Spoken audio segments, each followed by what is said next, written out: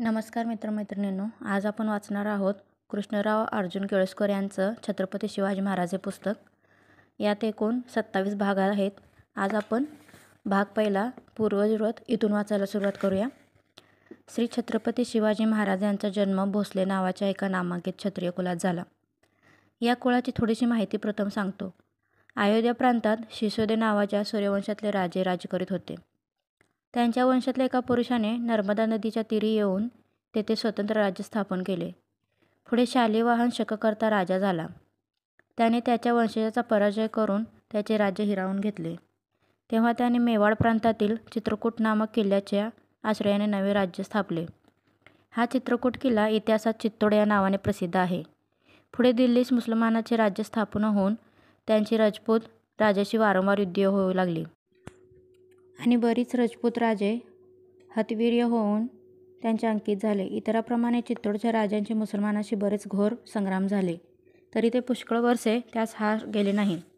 या चित्तोडच्या गादीवर लक्ष्मणसिंह नावाचा राजा राज करीत असता सन 1275च्या सुमारास दिल्लीच्या मुसलमान बादशाह अल्लाउद्दीन खिलजीला असे कळले की चित्तोडच्या राजाच्या चुलतेची पद्मिनी नावाची एक सुंदर स्त्री आहे. ती मिळवावी म्हणून त्याने चित्तोडास मोठ्या सैन्याशी वेढा दिला. राजाने किल्ला बरेच दिवस लढवला, पण शत्रूंपुढे आपला टिकाव लागत नाही असे पाहून तो लोकांनीशी त्याच्यावर तुटून पडला. या रणकंदनात 1400 राजपूत प्राणास मुकले आणि किल्ला शत्रूच्या हाती लागला. आपला वंश निर्मूळ होऊ नये म्हणून लक्ष्मणसिंहाने आपला द्वितीय पुत्र अजितसिंह याला या समरयज्ञापासून निवृत्त करून पळून जावयास सांगितले. पित्याच्या या आज्ञेप्रमाणे तो आपल्या वडीलबंधूचा अल्पवयीन पुत्र हमीरसिंह यास बरोबर घेऊन पळून गेला.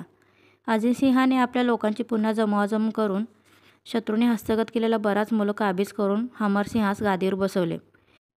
पण ही गादी चित्तोड किल्ल्यावर न ठेवता राजनगर नावाचा एक किल्ला बांधून त्यात ती नेली.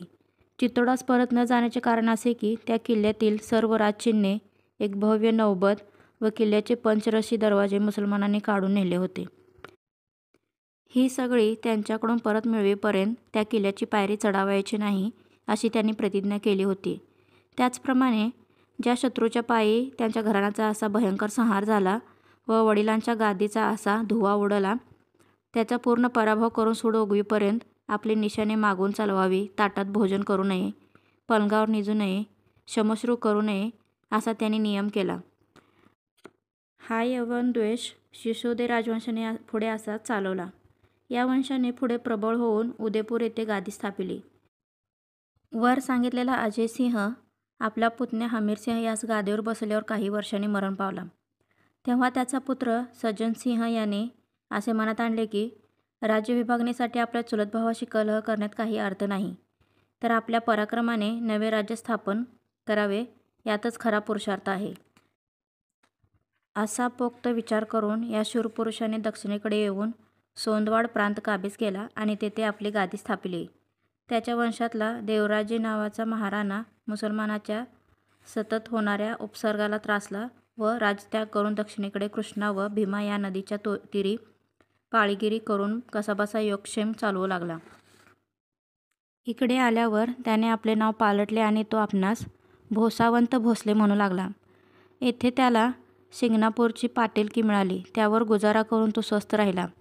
पुढे त्याच्या वंशजांनी खानवट, हिंगणी, बेर्डी, देऊळगाव, जिंती, वेरूळ, बनसेंद्र, कळसवावी, मुंगी पैठण, नांजव इत्यादी गावाच्या पाटीलक्या मिळवल्या. आमच्या चरित्रनायकाचा पंजा बाबाजी हा वर सांगितलेल्या सज्जनसिंहाचा म्हणजे भोसावंत भोसले यांचा वंशज होय. या बाबाजींचा जन्म 1533 साली झाला. हा मोठा सदाचारी व धर्मशील होता. याला मालोजी व विटोजी अशी 2 पुत्र होते. हे अनुक्रमे 1550 व 1553 साली जन्मले. हे मोठे सद्गुणी, शूर व हुशार निपजले.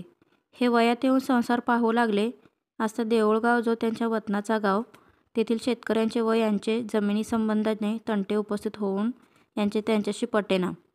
यास्तव ते तो गाव सोडून दौलताबादजवळ वेरूळ गावचे वतन मिळवून तेथे राहू लागले. पण हे उत्पन्न खाऊन स्वस्थ राहण्यात काही पुरुषार्थ नाही, तर आपल्या अंगाची धमक व हुशारी यांचे योग्य चीज होईल असा काहीतरी व्यवसाय पाहावा असे त्यांनी मनात आणले आणि सिंदखेडचे देशमुख लखुजी जाधव हा त्यावेळी अहमदनगरच्या निजामशाहीत 12,000 स्वारांचा मनसबदार होता. त्याच्या पदरी त्यांनी 1577 साली बारगिरीची नोकरी धरली.